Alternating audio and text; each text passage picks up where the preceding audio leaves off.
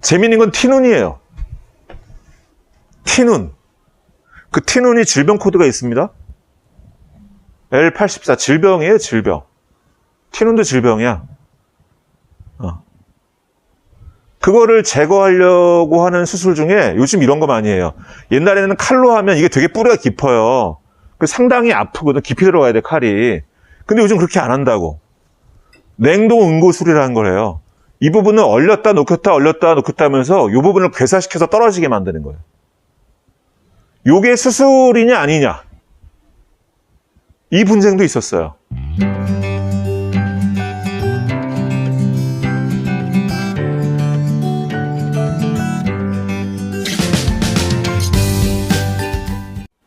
솔직히 말하면 저 개인적으로는 야 이걸 보험금을 청구했어?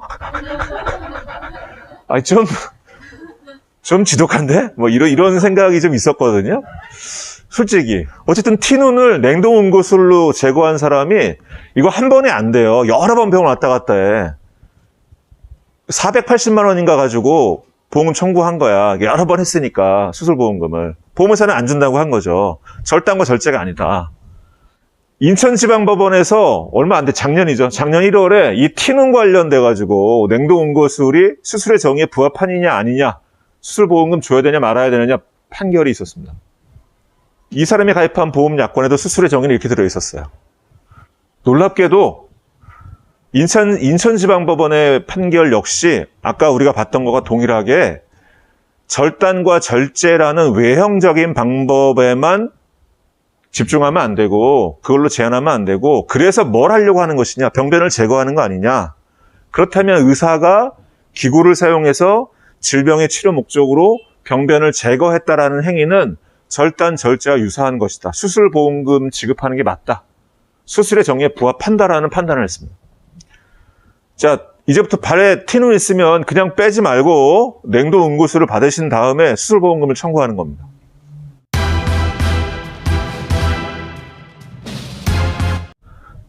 수술의 정의와 수술보험금 분쟁이 하루 이틀 일이 아니고요. 아시다시피 수십 년간 지속되어 온 일인데 최근 몇 년간 법원의 판례들이 하나의 경향성을 띠기 시작했습니다. 법원이 최근에 분쟁 조정 결정을 내놓으면서 정리를 한번 했어요. 수술보험금 분쟁 이제 그만하자. 법원들도 다 이렇게 판단하고 있지 않느냐. 이 판단의 맥락은 이런 것이다. 라는 걸 이제 창상봉합술, 변연절제를 포함한 창상봉합술이라는 분쟁권을 가지고 조정 결정을 내리면서 그간에 있었던 법원들의 판단들을 총망라해서 하나의 기준을 제시했습니다. 오늘은 그래서 각급 법원의 판단들과 그것들을 총정리한 금감원의 조정 결정을 통해서 수술보험금을 어떻게 판단해야 될지 정리하는 시간을 갖도록 하겠습니다. 현재 생명보험과 손해보험의 수술보험금을 지급하는 모든 특약약관에는 수술의 정의가 들어있습니다. 수술의 정의. 핵심은 이거죠. 기구를 사용해서 의사가 기구를 사용해서 질병 또는 상해 또는 재해를 치료할 목적으로 생체 절단, 절제 등의 조작을 가하는 것을 의미하는데 단 흡인, 천자, 신경차단술 얘들은 제외한다고 되어 있습니다. 수술보험금 안 주겠다는 거죠. 이 내용이 모든 수술보험금 지급을 하는 특약 약관에 다 들어 있습니다. 생명보험, 손해보험 다 동일하죠. 물론 예전에는 아예 수술의 정의, 이런 정의가 약관에 없을 때도 있었어요. 좀 이따가 한번 보여드릴 건데 그런 경우 어떻게 법원은 판단했는지.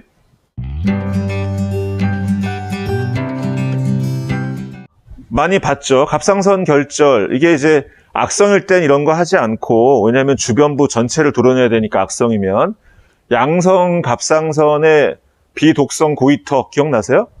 예, 양성 신생물인데 좀 부피가 커져 있는 거. 그런 애들을 옛날에는 외과적 방법으로 칼로 째고 들어가서 도려냈다면 흉터가 많이 남으니까 요즘 그렇게 안 하고 가늘고 긴 바늘 같은 거 침을 꽂아서 거기에 고주파를 흘려서 거기서 발생하는 열을 가지고 이 갑상선 결절을 태워서 없애는 이런 방법들을 지금 많이 쓰고 있어요. 의료 현장에서 그걸 갑상선 결절 고주파 절제술이라고 하고 다른 말로 고주파 열 치료술이라고도 합니다. 이 건에 대해서 수술보험금 지급을 하는 게 맞느냐 아니냐의 분쟁이었던 거죠. 왜냐하면 절단과 절제가 없다라는 거예요. 보험사 측 주장은. 그런데 2014년 1월에 나왔던 서울중앙지방법원의 판결의 내용을 보면 이 갑상선 결절에 대한 고주파 절제술 역시 수술로 봐야 된다. 이렇게 판단했어요. 해당 상품 약관에도 아까 우리가 봤던 수술의 정의 다 들어 있습니다.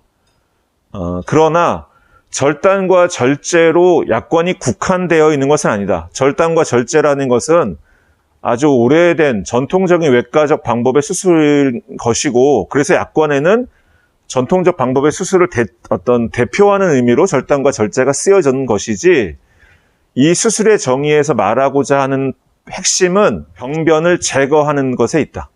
고주파 열 치료술이 절단과 절제를 하고 있진 않지만 열을 이용해서 병변을 제거하는 것, 태워서 없애는 것은 동일하다.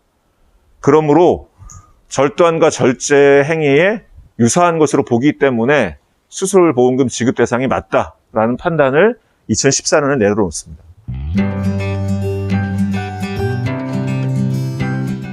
그런데 이런 수술보험금을 둘러싼 분쟁은 갑상선 결절에만 있는 게 아니라 이소성 몽고반점, 이소성 몽고반점에 대한 이 치료를 목적으로 레이저 시술을 많이 합니다. 이 레이저 시술 비용도 상당히 많이 들어가는데 이것이 수술의 정의에 부합하느냐, 즉 수술보험금 지급 대상이 되느냐 안 되느냐, 이건 우리 지난 세션에서 봤던 거죠. 서울고등법원은 2019년 8월에 이소성 몽고반점에 대한 레이저 치료 역시 병변을 태워 없애는 행위는 동일하다, 즉 절제에 해당한다, 수술보험금 지급해야 된다 라는 결정을 내립니다.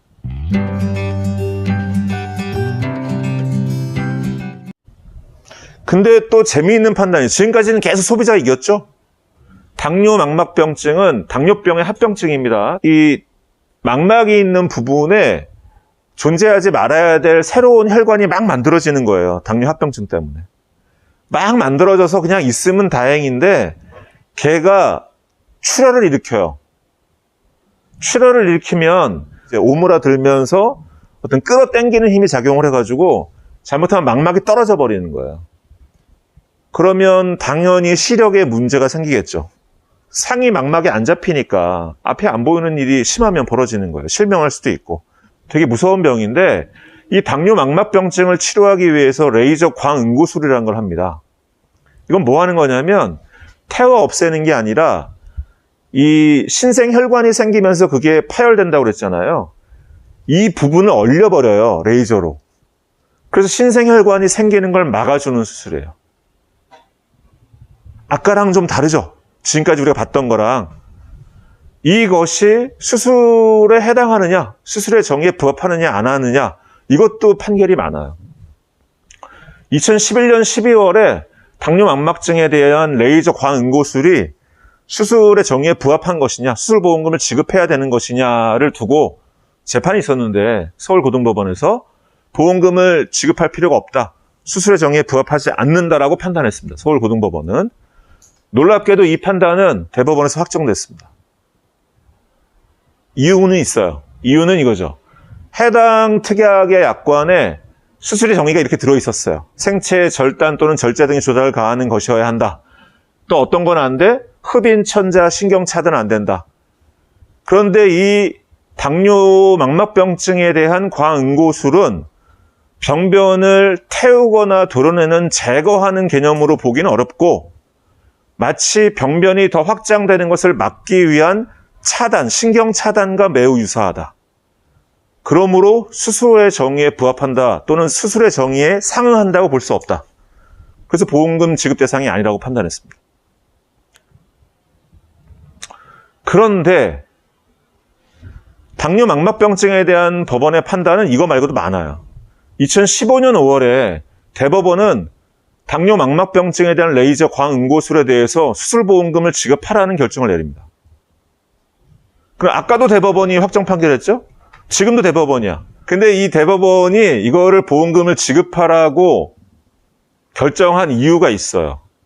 이분이 가입한, 이 소비자가 가입한 보험약관에 수술의 정의가 없어요. 예전 상품이죠. 수술의 정의가 약관에 없으면 수술보험금의 지급 대상을 절단, 절제 또는 그와 유사한 행위로 국한하지 말라는 거예요.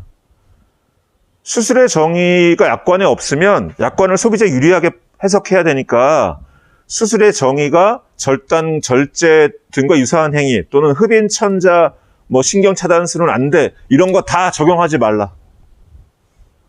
소비자 유리하게 판단해. 이거예요. 그러니까 보험금 지급하라고. 단 수술의 정의가 절단, 절제로 국한되어 있고 신경차단술 이런 거 안 된다고 되어 있는 약관으로 가입했어? 그러면 당뇨성 망막병증에 대한 광응고수술은 수술의 정의에 부합하지 않아. 보험금 줄 필요 없어. 이 판단이죠.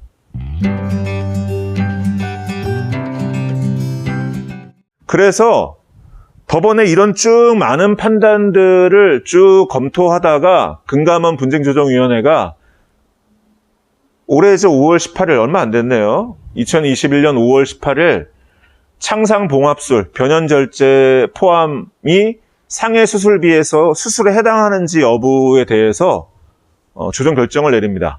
근데 이 조정 결정문에 지금까지 제가 쭉 설명드렸던 그 모든 판례를 다 인용해요. 다. 제가 판결문만 13개를 봤습니다. 대부분 각급 법원에 신청해서 구매했고요. 그거 다 보고 이 세션을 지금 하고 있는 겁니다. 근데 저와 똑같은 일을 금감원 분쟁조정위원회가 한 겁니다.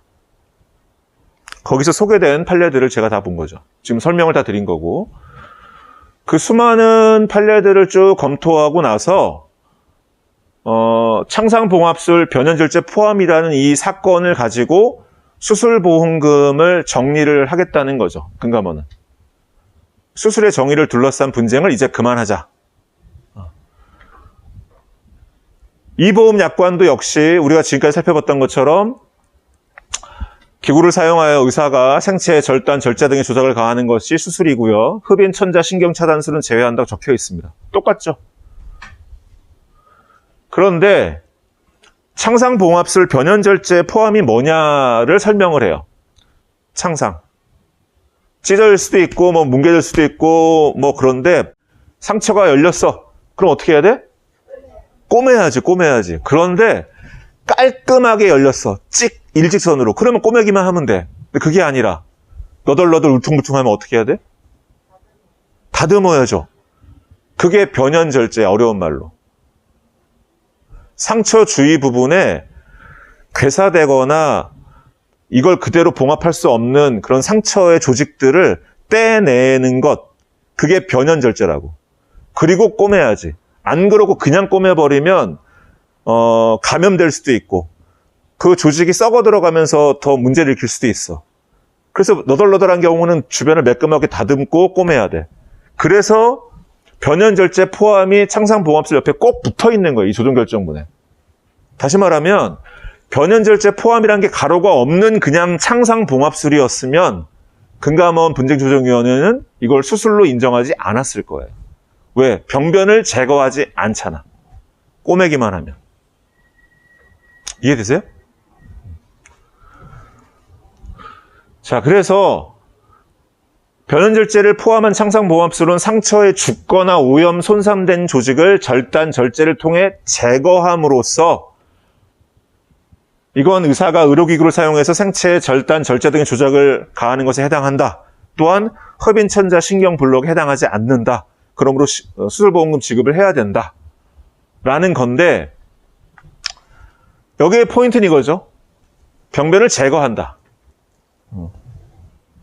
그러면서 이제 수술의 정의를 둘러싼 분쟁을 총 정리를 하는 내용을 담아놨어요. 이렇게. 현재 생명보험, 손해보험, 수술보험금 지급하는 특약의 약과 보면 그게 종수술이든 특정이든 간에 아무튼 수술보험금 주는 특약들 또는 담보들 그 약관에 수술의 정의가 이렇게 들어있어. 절단, 절제 이런 식으로. 그런 경우 다 이렇게 봐야 된다는 거예요. 어떻게? 이 약관에서 말하는 수술인지 아닌지 해당이 되는지 아닌지를 어떻게 판단해야 되냐면 외형적 행위, 즉 절단, 절제, 흡인, 천자, 신경, 블록 이 행위들이 실제로 있었는지 없었는지로만 판단하면 안 된다. 왜냐? 과학과 의학이 계속 발전하다 보니까 옛날 같은 전통적인 외과적 방법이 아닌 레이저를 이용하고 고주파를 이용하고 별의별 방법이 생긴다는 거예요. 그러므로 그냥 딱 수술 명칭 또는 수술의 방식이 외과적 방법으로 제한돼서 해석하면 이건 옳지 않고 실제 그 치료 행위들의 맥락을 봐야 된다. 그것이 병변을 없애는 거라면, 예를 들면 태워 없애든 변연절제로 잘라 없애든 레이저로 없애든 고주파로 없애든 없애는 거면 절단 절제와 유사한 걸로 봐야 되는 거고, 만약에 광응고술, 당뇨 망막병증에 대한 광응고술처럼 그 주변을 얼려서 더 이상 새로운 세포가 새로운 혈관이 만들어지는 것을 억제하는 것이라면 그건 차단과 유사한 맥락을 갖는다. 그러므로 그건 보험금 지주 대상이 아니라는 거죠. 물론 그런 수술의 정의가 없는 약권에서는 그 또한 보험금을 줘야 되는 거고. 이런 전체적인 맥락과 어떤 그 의미가 유사한지 또 맥락이 통하는지를 가지고 판단해야지 명칭만으로 또는 그 행위 자체만으로 판단하면 안 된다. 맥락을 살펴야 된다는 거지.